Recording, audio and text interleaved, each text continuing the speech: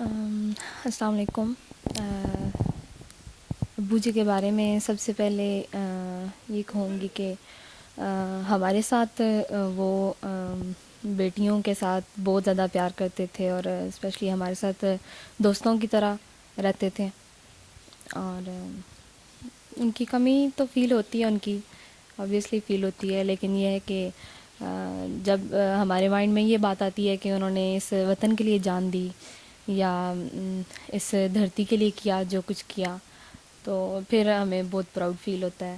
اور وہ پھر ان کی کمی تھوڑی سی جو ہے نا ہمیں اچھا فیل کرواتی ہے کہ وہ انہوں نے اس ملک کے لیے اپنی جان دی. اس ملک کے جھنڈے سے پیار تو پہلے بھی تھا، لیکن جب سے اپنا ملک کا جھنڈا ابو کی تابوت پہ دیکھا تب سے اس سے کچھ زیادہ ہی عقیدت ہو گئی ہے. اور ہر موقع پہ کوئی بھی شاپنگ ہوتی تھی تو وہ ابو جی خود ہی کیا کرتے تھے ہمارے لیے. ان کا زیادہ یہی ہوتا تھا کہ آپ لوگوں کے لیے شاپنگ میں خود کروں گا. تو بہت سی چیزیں ایسی ہیں جو بلکہ زیادہ تر چیزیں ایسی ہیں کہ جو انہوں نے لا کے دی ہیں تو وہ ابھی تک میں نے سنبھال کے رکھی ہوئی ہیں، کیونکہ اس کے بعد ان کی کمی کچھ ایسی تھی کہ کوئی بھی چیز ہے تو مجھے ایسے فیل ہوتا ہے کہ میں اس کو سنبھال کے رکھوں گی تو ان کا ساتھ میرے ساتھ رہے گا. اور ان کی فیلنگ ہوتی ہے، فیل ہوتا ہے کہ وہ ہمارے ساتھ ہیں یا ہمارے پاس ہیں، مطلب وہ گئے نہیں ہیں کہیں، تو ان کا ساتھ ہونا ہمیں فیل ہوتا ہے.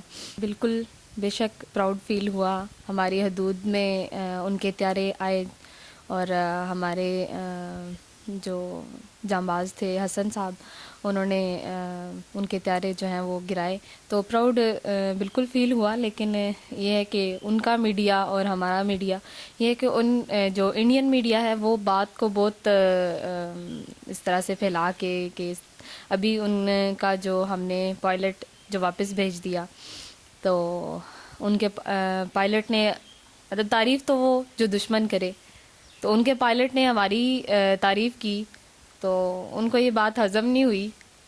یہ ہے کہ ابھی وہ لوگ اس وجہ سے بہت پریشان ہیں، کیونکہ ہمارے نبی نے یہی درس دیا ہے کہ اگر اللہ تعالیٰ نے بھی یہی کہا ہے کہ امن ہونا چاہیے ہر جگہ، اور اگر غیر مسلم بھی ہے کوئی آپ کا دشمن بھی ہے تو اس کے ساتھ بھی جو ہے حسن سلوک کریں.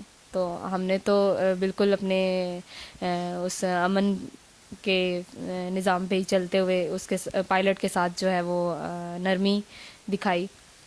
تو انڈین میڈیا جو ہے وہ بات کو بہت خراب کر رہا ہے. بات زیادہ تر یہ ورڈ جو ابو جی ہے وہ بہت تکلیف دیتا ہے جب کسی اور کو جب میں دیکھتی ہوں. ماشاء اللہ ان کے جو فادرز ہیں، والدین ہیں، سب کو اللہ سلامت رکھے. تو کل کی بات ہے، میں نماز پڑھنے لگی مغرب کی، تو میں جانماز بچھائی میں نے، تو مجھے باہر سے آواز آئی نا ایک بچے کی، تو وہ اس نے یہ لائن کی کہ ابو جی کدھر ہیں. تو وہ ایک لائن اس کی جو ہے وہ جتنی دیر میں نماز پڑھتی رہی تو اتنی دیر وہ میرے دماغ میں اور کانوں میں گونجتی رہی کہ جو لفظ ابو جی ہے زندہ رکھا ہوا ہے میں نے. اچھا لگتا ہے ان کے بارے میں بولنا، ان کے بارے میں سوچنا یا کچھ بھی لکھنا. میسج یہ دینا چاہوں گی کہ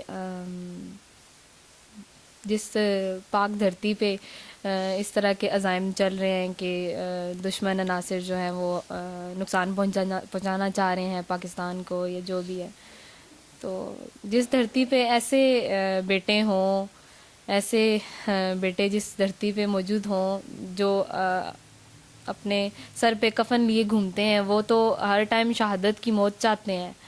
وہ شہادت ان کو چاہیے، تو ایسی قوم کے ساتھ لڑنا جو ہے وہ کوئی عام بات نہیں ہے.